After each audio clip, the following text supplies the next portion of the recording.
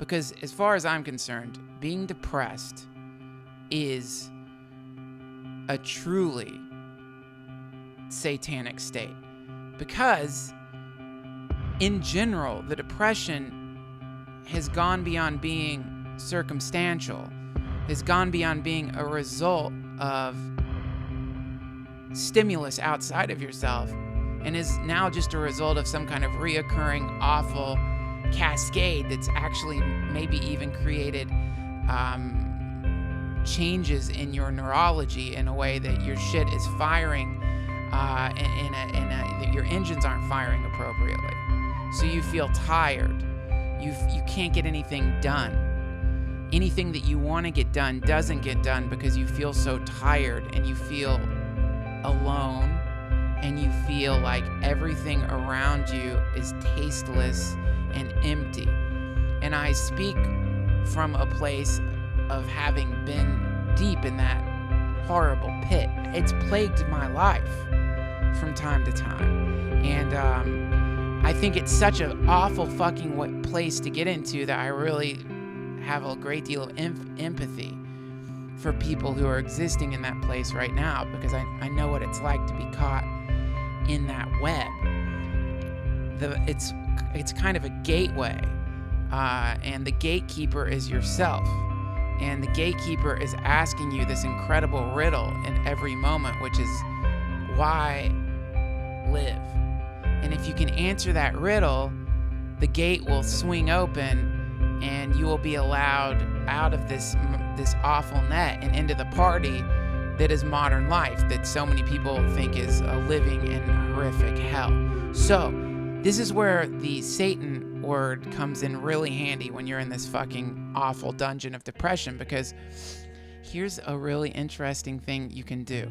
You will find that when you're depressed, your attention is being grabbed every second by either negative thought patterns or by external hypnotic devices. For example, TV, video games, the internet, or bad people that you shouldn't be around. And if you see these variables, if just for fun as a thought experiment, you think to yourself, at this moment, I am in a hypnotic trance where I am being distracted by Satan in the form of the various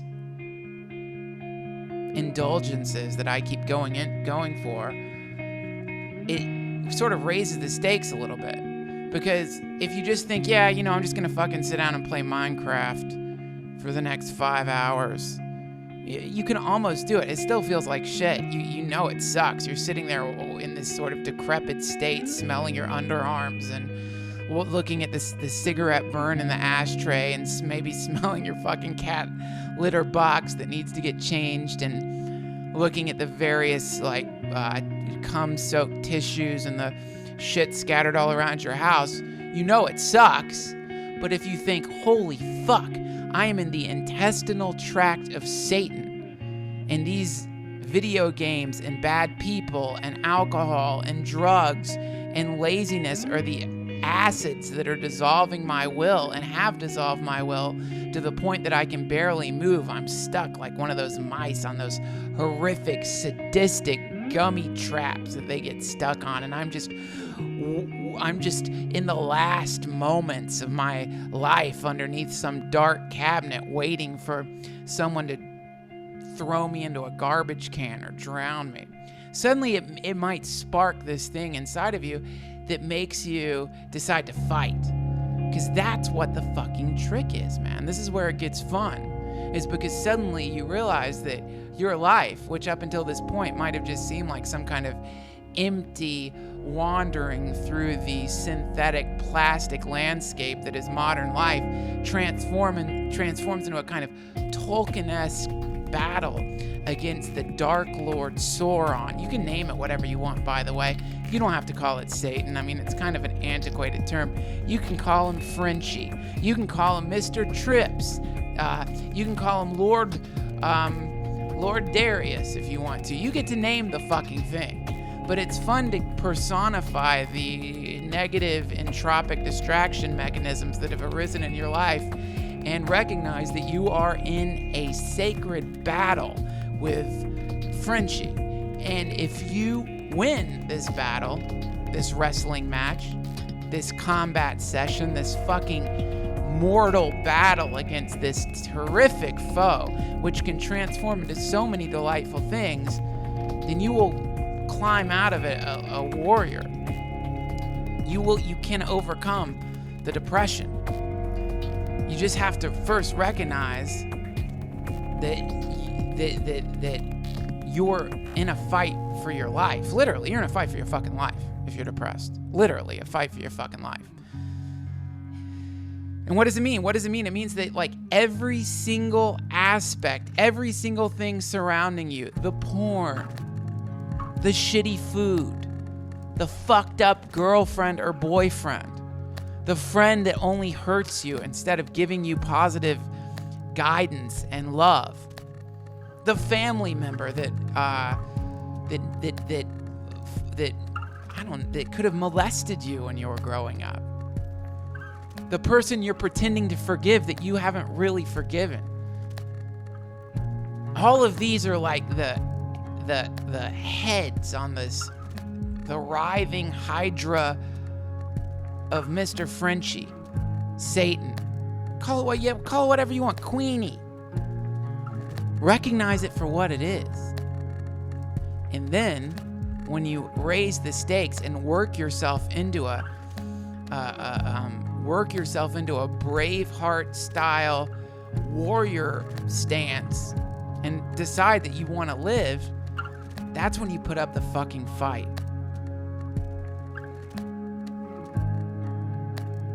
And you'll also find there's another head on Mr. Frenchie. And it lives inside of you. It's the puling, mewling, whimpering, simpering, whining, anxiety-ridden part of you that tells you, no, I'm tired. Let's just rest a little longer. Let's just lay down for a little longer. Let's just put it off till tomorrow to go to the gym. Let's put it off till tomorrow to go outside and run. Let's put it off till tomorrow to do the push-ups. Let's put it off till tomorrow to tell that fuck face to get the fuck out of our lives. Let's put it off till tomorrow to live. And if you're like me, every time that voice comes into your mind, you'll think, how many fucking tomorrows do I have? How many tomorrows have I put off? You'll find that you're surrounded by stacks of tomorrows that have become yesterdays, surrounding you like rotting fruit. And you just keep stacking those days onto that pile of rotting fruit as you lay there surrounded by the bloat flies, the demonic forces that whirl around you in the form of unpaid bills, belly fat, and bad friends. You gotta wake the fuck up and fight the fight, or die, or just fucking die. It's a constant battle, you know. But fighting is good. Battles are good. Don't trick yourself into thinking that your cowardice is pacifism. There's a big difference. It is a fucking war. There's no other way to look at it. It's a bloody, brutal fight if you want to get out of a pit that you happen to be in. And you can easily do it right now before you continue to listen to this fucking podcast. It's really simple. You can just press stop right now. Pull on those old fucking gym shorts. Put on those old stinky fucking sneakers. Some gross fucking shirt. Go outside and run around the fucking block. It's as easy as that. That's the first fucking battle. That's the first fight against Mr. Frenchie. Whatever you want to call Satan. And the reaction you'll have will be an immediate sense of like, let's just wait. Let's put it off. Let's put it off. Let's put it off. Let's put it off. Just go do it. Just go fucking do it right now. Take the first step in the battle. That's the most important one. And let yourself get angry. Righteous anger is a good form of anger. You need it. This is a war for your fucking life. Your head is being held underwater by the forces of entropy. Only it's worse than water. It's some sick, syrupy, sap-like shit that flows out of the cock of Lucifer. And you're in it like a little fucking bug in amber, just floating in there. Lost in an entropic world where you can't reach your goals because you feel tired all the fucking time. Easy fix. Jog around the fucking block. If you can't jog around the block, do some form of physical exercise. If you can't do a physical exercise, chant a fucking mantra. If you can't chant a fucking mantra, chant it in your head.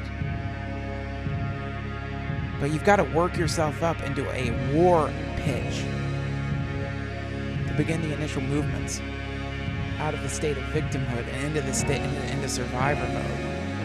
That wonderful place when you gaze around the battlefield and stare at the desiccated corpses that once had such great power over you.